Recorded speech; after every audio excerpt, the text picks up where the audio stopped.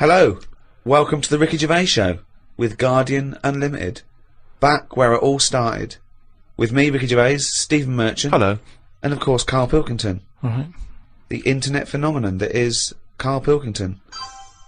Now this could be interesting. Now that noise, do you want to explain, Steve? I will. I've just sent a text to this number that some of you may have heard of, 63336. Now apparently this is a number you can send a text to, and it will answer any question that you have for it. And in the past, for instance, I sent it quite profound questions. I once asked it, should they have dropped the second bomb on Nagasaki, and it had a very thoughtful answer. So we've sent it a question, perhaps equally thoughtful. Karl Pilkington believes in ghosts. Is he an idiot? Now, we sent that because this is the Halloween special. These podcasts are 3 one-off free specials, and they're free because we want to thank people who paid for the audio books we did, the last 2 series. So thank you for that. I've just bought a flat in New York, and Steve's just bought a lovely BMW. Mercedes. Oh, is it a Mercedes? Oh, is it? Oh, right, yeah. I haven't seen it yet. Yeah. Carl's having his kitchen done and his boiler replaced. He's still not happy. But, yes, thank you. The back catalogue is still available, in audiobooks on iTunes, but these are 3 free ones. Anyway, the question we asked, 63336, Karl Pilkington believes in ghosts. Is he an idiot? And this is the response. Unusually, producer Karl Pilkington is both an idiot and a comic genius. His humour is not to everyone's taste, however. That's amazing. That's the response. But it's curious because it doesn't really answer our question about ghosts. Send them, do you believe in ghosts?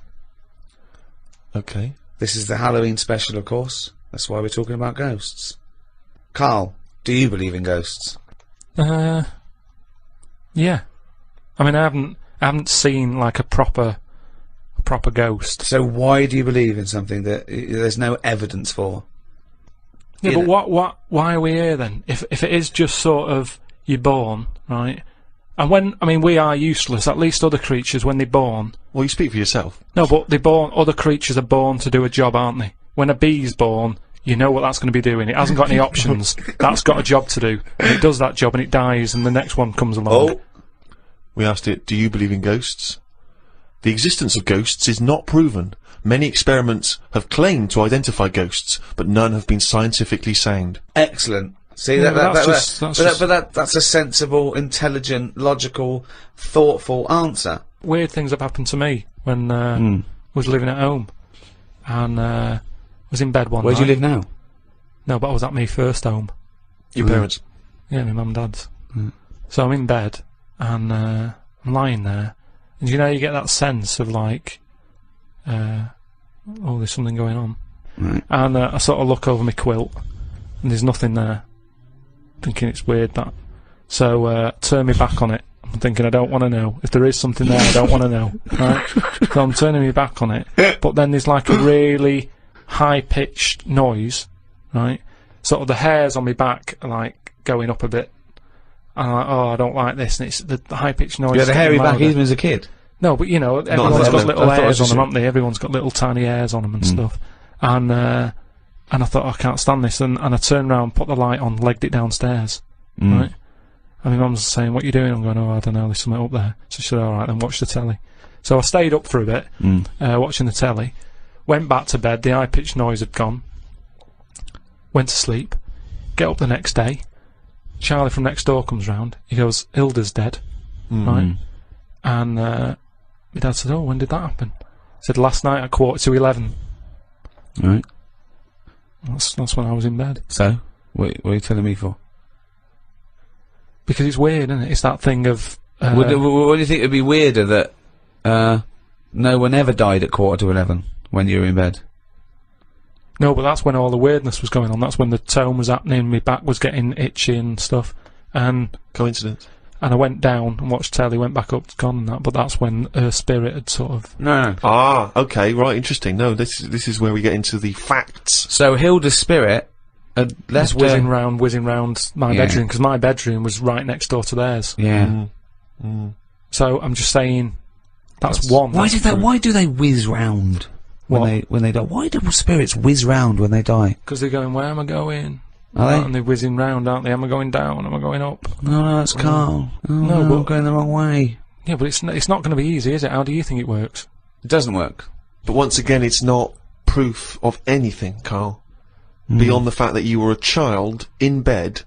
Why did your dad ask what time she died? No, he just sort of, you know, what do you say to someone when it's awkward, isn't it? When someone gives you bad news, so you just think, well, what can I ask? When What time did that exactly? happen? Sorry? No, you just go, Exactly what time did she die? My wife passed away. Yeah, what time exactly? No, not exactly. He just said, that's bad. When did that happen? Like, what time? And he said, well, thanks for asking. Quarter to 11. Quarter to 11. Quarter to 11. Quarter to 11. I remember. What did he say last night? Oh, that's weird, isn't it? Convenient, aren't they, all these stories? Or is it? Or, yeah, I mean, it's either that's exactly what happened, Rick, or he's misremembering the actual I don't know which one to plump for. But I tell you this though, Go on. You know, if we're talking about ghosts and that. Yeah. Now, Hilda. Yeah. Choose your bog standard old woman. Right. I think that's on the gravestone. I know, yeah. No, did you do the eulogy? No, you know. That's great. You What can we say about Hilda? Bog standard old woman. Right, there's sandwiches at the bar. That's the most insulting thing you could ever say. There's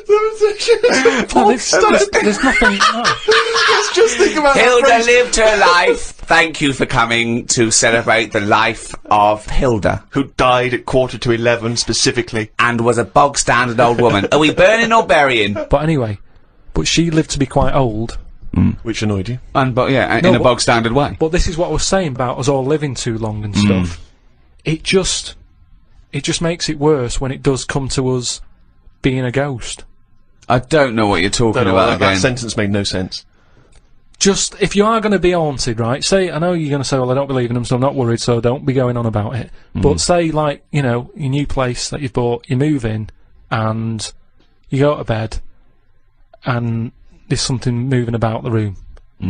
You see it, it's a ghost. Oh no. Okay, let's for the sake More of argument, likely, a Siamese cat called Ollie. No, because that's probably got its own room, hasn't it? But what I'm saying is, would you prefer to have an old person moving about looking at you, or just a young person? I'd prefer a youngish person who looks normal and is sort of floating about, and you go, all right. That looks normal, floating about. No, but an old woman would really scare me. And ghosts are always going to have a bad reputation because they look scary because they're old. So that's... You talk absolute shit. That's all I'm saying. So Can you believe we ever charged for this? No, but look, if we are going into another life, right, after this, Which we're not, we move on to another life, Yeah. we're not going to move on. That land, say if it is like another world, where we go and we plough fields and we grow Croppage. We grow crops, if you want.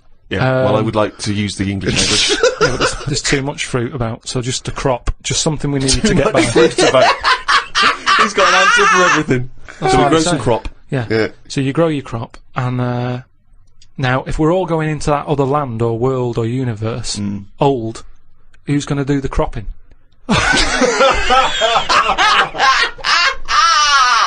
Oh God! Oh, you! I've never heard so much crop in my life. It's a load of old crop.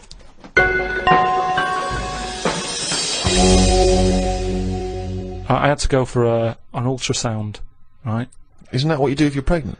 Yeah, but do you know I've had kidney stones? Are you and that? We've expecting? talked about it in the other podcasts and that we've done, right? I've had a kidney stone. I don't want to go on about it. But it was painful and that. Well, you are going on about it. Yeah, and there was no, nothing. but I'm just saying. It's routine. Don't worry about It's it. not routine. Well, Why did I have to it's keep going loads and back loads of then? people. Why did I have to keep going back? You're questioning me. You're getting having into a ultrasound. routine. Keep going back. It's better than working it. You don't have to Promote the sell the book. No. Holiday or hospital. Holiday or hospital. Holiday or hospital. I don't know. I'll just say that we've got a book out, right? The World of Karl Pilkington. It's out now. One, he goes on holiday the first week, right?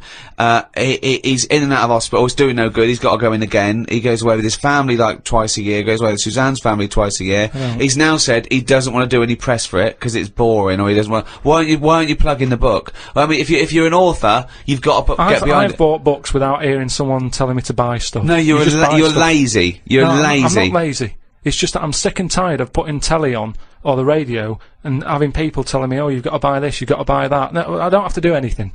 I'll have a look myself when I'm in a bookshop. Let them just find it. But there are hundreds and thousands of books, Karl. They may not find it. Well, You're trying to direct them towards it. I don't want to direct them to it. I just, you know, if you come across it... But why have you put all this work into this book, all these illustrations you've done and extra material? Because I enjoyed it for me. Right, but you don't want anyone to read it, Yeah, so why just put it in a drawer? They will read it. They'll find it. People will find it. It's in the shop, isn't it? I'm always finding little books on different things and what have you. Yeah, but you don't read them. You read the first couple of lines and you get it wrong. What, you know, So I went back, right, and I had the ultrasound thing where they're looking to see what else is in there. And when I was in the waiting room, there was a woman there. I reckon she was about 98. Now, why are they rooting around in her to see what's up with her? Just let her die. Do you know what I mean? If she's not in any pain, I'm just saying, how long does she want to be around? And the problem is, she went off. Right, I was sat in the waiting room. She went off into the little cubicle to put her a gown on, and because she's old, she can't bend her arms and that. So she came out with it all open on the back, and it was horrible. It looked like a chicken that hasn't been looked after, right? It was all leathery skin and that, right? Now, the thing is, it's all very well keeping people alive, but the surroundings of the body isn't meant to be lasting that long, is it?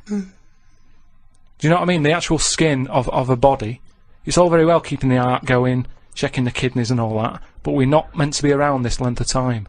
Yet we're messing with it. Yeah. Just do the gown up. You never see insects or anything like that look old. You don't go, look at the state of that. Because they live about 4 weeks! Yeah, but maybe that's the way it's meant to be. In the same way, maybe we were only meant to live to be 40. But why did you go in for your operation then? Why didn't you just think, well, this is it, I've had my time? If they're looking after an old woman who's about 98, I'm having a go. Well, of course. Because you want to live on. She might have been flirting with you. No, she was... keeping it open, just so you can have a little look. But I'm just saying, is that right? Is it right that they're going in there rooting around and stuff? I didn't like it. I didn't like having it done, you know. I don't like going to the hospital and stuff and the doctors and all that. And she was pushing the thing down. And she said, oh, you can have a look if you want. So what, down where?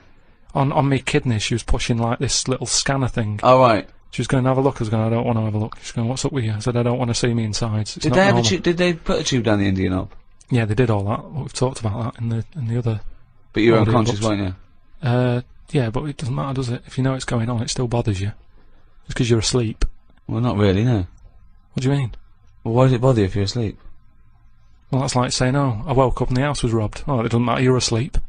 Well, no, but... It's still going to bother you, isn't it? But you knew it was happening and you did it willingly. Well, it's not pleasant to go in and be made to go unconscious. That's the unpleasant bit, isn't it? And pain. Well, no, it's more the idea of it, isn't it? That's why, you know, doctors telling you everything they're doing. It's like, don't tell me, you know what you're doing, just do it.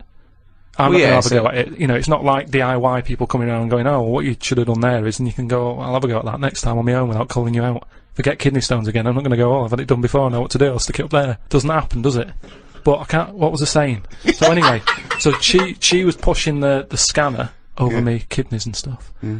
Now, it was weird with her, because at no point did she make eye contact with me. Well, I don't understand what that means. Well, she meant to wink and go, your kidneys are fucked. No, but it's just weird that she probably spends her days looking inside people more than she does talking to people. I just thought it was odd that that's how she sees people. When she looks at people, she probably sees kidneys. What, this doctor? The woman doctor. Well, doctor? Yeah. Right. So, what you're saying is, the strange thing is that she often spends more time looking in people, because she's a doctor, than chatting to them. Yeah. And is it weird that Jonathan Ross is the other way around, because he's a chat show host? He spends more time talking to people than looking inside them. No, but even when I was asking... Because he's got a different job. When I was asking her questions, saying, you know, does it look alright? What's it doing? Is it moving about? You know, asking her questions about my kidney. She could have quite easily just turned around and give me a bit of eye contact. But she was saying, shut up, I'm concentrating, I'm at work. Looking at the screen in order to answer your questions. Yeah, she's at work, she's doing something. No, but just... If she was here now going, Karl, what are you doing with that microphone? You'd go, shut the fuck up, I'm doing a podcast. Did she run this scanner over your head? And if so, did she find anything?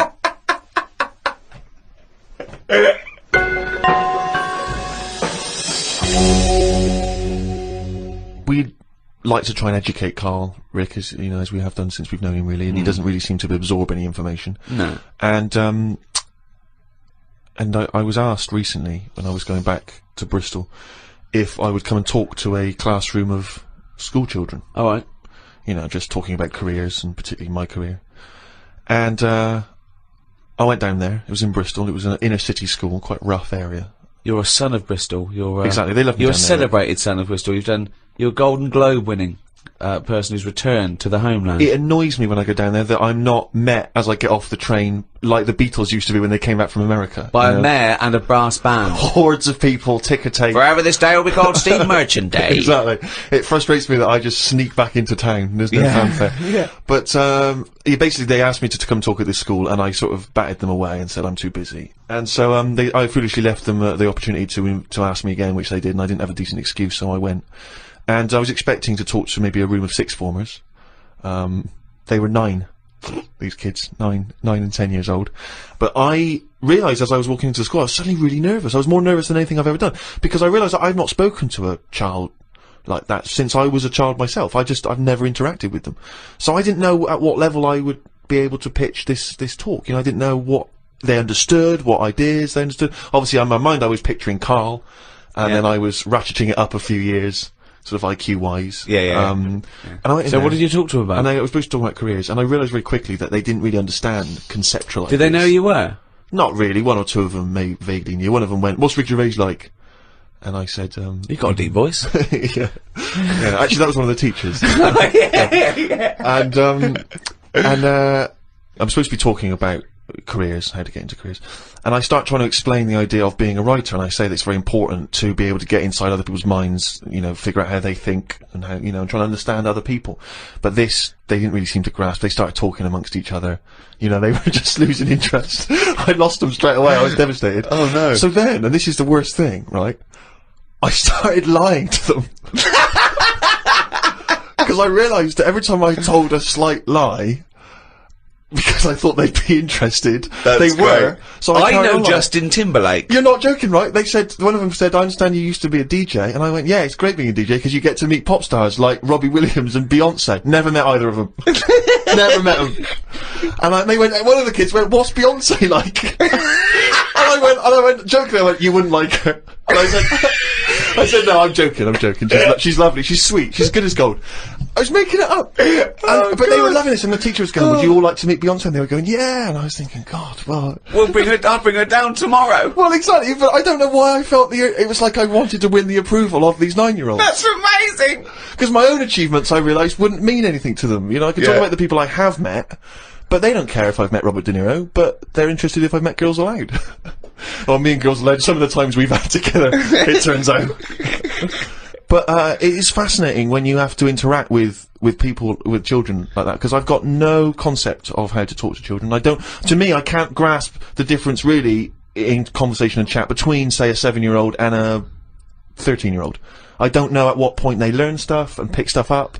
Do they understand? Do you know what I mean? I find it really hard. I remember once when I was about 9, the headmaster, deputy headmaster, used to do a little fable. I've talked about him in stand-up. He used to do a little fable. There's one I remember where he got a tube of toothpaste, and he got someone up. He said, "You, come out here. Squeeze this tube of toothpaste out on this board." And he squeezed it all out, right? And he squeezed it all out and emptied it. He went, "Now put it back in." And the kid tried to struggle, and he goes, "You can't do it." He said, "It's easier to do something than undo it." Okay, go back to class. Like people are going, "Oh, I get it. I know what he means." Yeah. They're just thinking, don't squeeze all the toothpaste out. Yeah. Just save some. Yeah. I mean, you know, there's no way they're going to take on that metaphor at the age of 9. It's too conceptual, yeah. Yeah, exactly, yeah. Just stop misbehaving or I'll smack you. That worked. Karl, have you had to have any dealings with kids? How do you get on with kids? Do you relate to them? Or are they just as angry and perplexed by your views as we are? I mean, it's with everything, isn't it? Everyone's different and that. I can get on with some young kids alright, and some of them are, like, you know, a bit cocky and what have you. But, I'm sort of getting on with the baby at the moment, because, I've been made a godfather. Think of that. So, wow, who did they reject? I know. No, I mean, who said no? Yeah. Well, I did at first, and then Suzanne said, "Look, it's not really a choice. It's not like a job interview or something that you're thinking about. Is it a good thing? So you've been asked. You should take it on." But what are they? What if they? Hold on. If you're the godfather of this kid, presumably you're friends with them, and they probably listen to this podcast. They're good friends. So now they're hearing, for the first time, that you didn't want to be godfather. Yeah, but I think that's good because they can hear that. It wasn't. I didn't just do it because I was asked. I thought about it. I thought it through. I was worried. It was kind of like, is this a job? And I was just. Well, it's nothing but tokenistic, is it? You're not. Well, really this is what I looked into. I said we went back, and I said, right, I've been thinking about this thing. I've heard that it's my job. If anything happens to them, I've got to kick in. I'd have to start looking after the baby. So I said, right, how many of you are in your family? If that happens, am I going to start getting a phone call or what? And they said, no, there's a big family. You're not. You're at the bottom of the list. So I was like, how many? And just finding out what their age is. And I've only got a small flat. It would have to sleep in the sink or something, right? So I checked all that out, and all safe. So this baby is spooking me out a bit because it doesn't blink. And that's pretty weird when you're sort of talking to it and you're thinking, it's not blinking. Are you sure it's not asleep? No, honestly, it's weird. If something doesn't blink, it's like it's evil. Because blinking just makes something look a bit more friendly, doesn't it? And I was stood there, talking to it. I just tell it little stories about anything. It's lying there looking up at me. How old is it? It's must be about 2.5 months. Well then, why are you telling it stories? Because it likes it. But it's just weird how, then I'll sort of forget the story because I'm looking at it going, it's not blinked yet. It's been about 10 minutes, it's not blinking.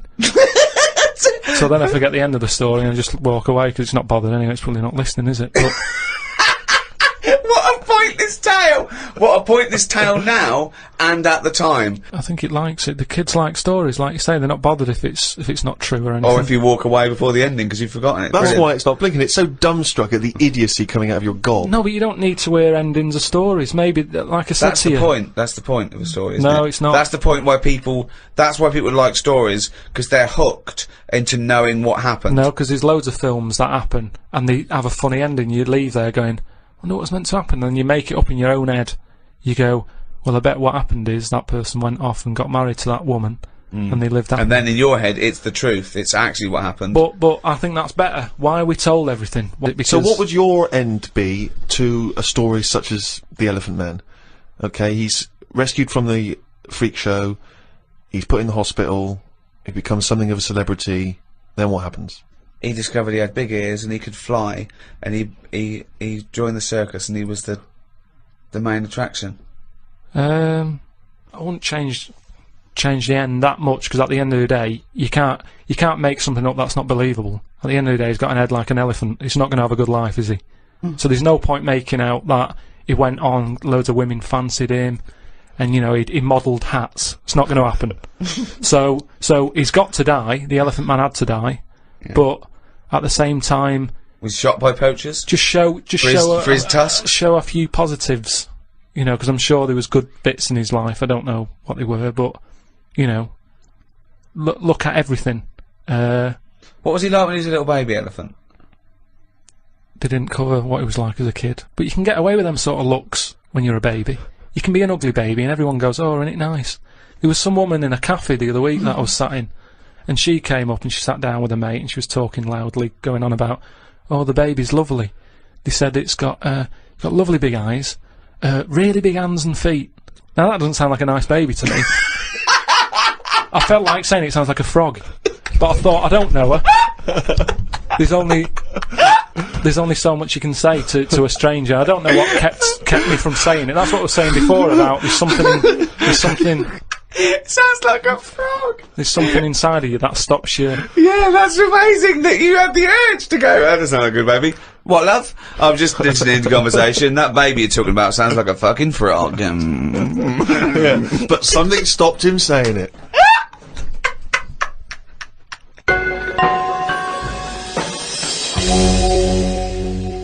I just came back from America, and they love Halloween. They're obsessed over there. I mean, it's a proper thing out there. Here, it's sort of half hearted. A few people, a few middle class families, sort of. But do you think it'll get more popular here though if we do find out that ghosts are about? Well, that'll never happen because they're not. No, okay? but if they did, then suddenly that would be a big. Well, America makes things famous now because of film culture and everything. So yeah, it's all from that. I doubt we celebrated much at all. Did we 50 years ago? So I think it's crept up. Certainly over here we didn't, but it's been largely introduced over here through commercial ideas, isn't it? We can sell stuff for and film and things like that. And but out there they start like weeks and weeks before, and they're decorated like proper. And but I saw a little bakery in Soho, and it didn't look right with cobwebs all over it and spiders on the buns. Yeah. But even though it's fake, it's just I don't think you should do it on a bakery. Do you know what I mean? Yeah, I know what you mean. It's a bit creepy. That surely puts you off the product a little bit. I always find it a bit depressing. Like last time I remember going into supermarkets and you see sort of these old women who in their 60s and they're doing this job they don't really want to be doing, but they've been made to dress up as a hat. I know, as a witch or as Cinderella, and it just. Well, they could do it in like a morgue or something, just to sort of brighten up the place. Well, just so people aren't that scared. Imagine that. Imagine you going to identify your dead relative, and they go, "What's the spiders all over?" It's 31st October. No, oh, okay. But just make it a bit spookier and have a bit of fun with it, and let's not get serious about, like I say, passing on. Yeah, but those sort of people have to take their job seriously. I remember when my mum died, and I had to go along, and I was talking about what wreath they wanted, and this person, quite rightly, had to turn off their sense of humour in a way, because I suppose they mustn't offend anyone, so they spoke like that at all times. Yeah. At all times. Okay, and what would you like the wreath to say? She was a mother and a grandmother. I went, yeah, mother, grandmother, and what was her name? I said, her name was Eva. I said, and I made a joke. I said, do we get a discount because her name's short? And she went, well, actually, didn't laugh, didn't get that at all. Just went, just answered the question. She went, well, actually, you pay by the letter. I thought, okay, that fell flat. I'll go again. I went, well, a friend used to call her E. Yeah. I went, I'm joking. She went, okay. Nothing. Yeah. Bad audience. Bad time, bad audience. Tough crowd. Yeah, Undertaker's never known for their... Yeah, exactly, yeah. They laughter. don't crack jokes, Karl. A friend of mine was trained to be a doctor, and in his first year, when they practice, they intern at the hospital, he was watching this patient, and two other doctors came in, and I won't say his name. They said, can you go and check on Mr. So-and-so? He went, yeah, and change his drip. So he went in, changed his drip, came back out. The doctors came, after about 10 minutes, they came running and said, what did you do? What did you do? And they went in there and said, I just changed the drip. He goes, well, he's dead. He's dead. He was going, I just changed the drip. I did this and that. And they started laughing. He goes, no, he was dead when we sent you in there. Yeah. Now, that is almost excusable because it's imperative if you're a doctor to become accustomed to the fact that people die and that it's, exactly. Yeah, so they were making a joke about a dead body that means nothing to them other than professionally. Yeah. They were getting through it. He thought he'd just murdered someone. Yeah. Well, he thought he just killed someone. But yeah, they have to be desensitised. But they wouldn't do that in front of the relatives. They wouldn't go, I had a laugh earlier with a young intern. When your dad died, we sent him in to change the drip. Didn't even check. It was quite good. Anyway, let's get him out of here. No, but they do have a laugh. I heard about a doctor who was working on a brain, right? And apparently when they work on the brain, it's best just to keep you awake. Because, just so you can go, that hurts a bit, and they go, oh, best not touch that bit again. That's the reason, Rick. Amazing. That's the reason. No, there's certain operations, isn't there, where they go, we can knock you out for that, but for this one we want to know. It's probably because the brain needs to be active in order to identify the thing. But sure, it's actually so you can wake up and go, yeah, no, that hurt. That stings. Oh, that stings. Don't pop that in there. You can't feel anything in the brain anyway. No nerve endings. Really? You can't Can't feel it, can you? Well, maybe there's another reason. But anyway, his head's open. He's sat on this chair. The doctor's going. I reckon he was laying down. I thought he was laying down, but in your world he's not. He's sat on a hard-backed. I think it's more like in front of a mirror, like a hairdresser type thing, right? And he's cut the skin off. So get a bit shorter there. So he's for the weekend, sir? I won't be shagging with no brain. Anyway, so he's cut the skin off and chopped a bit. And you're always going to get bits, aren't you? Sort of. Whenever you cut anything, you end up with a bit missing. But anyway, somehow he does the brain stuff. He fixes it. I don't know what he was doing. But don't you? You don't know about. You don't know the intricacies of brain surgery. That I find perplexing. You're not a neurosurgeon. I don't want. Oh, okay. So they sorted out the problem, right? And he goes, right. All we've got to do now is stick the head bit back on. Yeah. That's what it's called, by the way. The head bit. This happened. Yeah. The head bit's connected to the face bit. Yeah. So he sticks. Nurse, head bit. Doctor, do you need leg bit? Not yet, nurse. Head bit, then leg bit. So they stuck the head bit back on, and then can you pass me the sharpie thing? He was trying to sew it, and he was going, "This isn't fitting. This." He's going, I don't know, and you know, like, because the right, if this turns out that it's someone else's head, or a toupee from the doctor next to him, or a cat, wow, no, you've sewn a cat to my brain. It's none of that. He's trying to sew it, and he's thinking, why isn't it fitting? And he's thinking, is it because the head's swollen? Because he's been messing about in it, and things swell, don't they? And messed about with. So he's messing with it. He's going, I don't understand this, and he's panicking a bit because the patient's awake and chatting and stuff, and it's difficult to have a normal chat when you're panicking a little bit. I know. There's a queue as well. People want their brain done, and they're just reading old copies of magazines. They're going, hurry up. So I'm going out tonight. Do you want to wash it? No. Just I'll wash it later. Just take it off, do the brain, put it back on. Anyway, what happens is he has to start rummaging.